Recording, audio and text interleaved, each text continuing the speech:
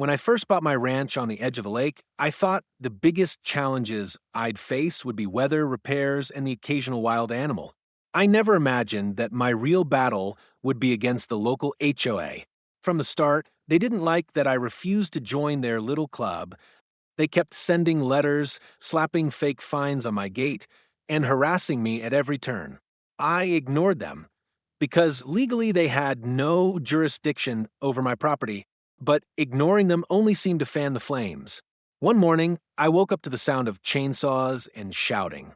By the time I ran outside, a crew of HOA men was tearing down my wooden fence that had stood for decades. Their excuse? It doesn't match the neighborhood standard. I reminded them this wasn't their neighborhood, it was my land, but they laughed in my face and walked off like they owned it. I thought that was bad enough.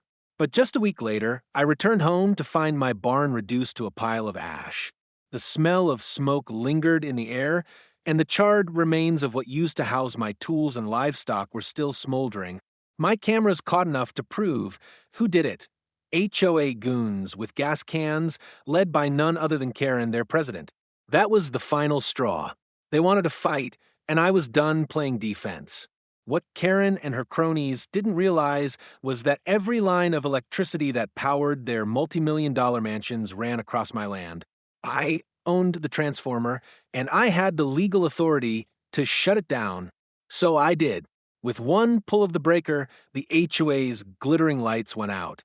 Security gates froze shut, pool pumps stopped humming, and their wine coolers went warm.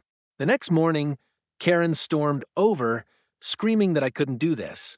I handed her the evidence of arson, the deed showing my control of the land, and my lawyer's notice of a lawsuit for damages.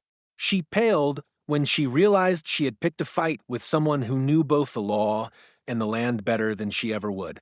The HOA had tried to bully me into submission, but now their own arrogance left them powerless, literally. My fence can be rebuilt, my barn can be replaced, but the message was clear: cross me again, and I'll cut off more than just your power.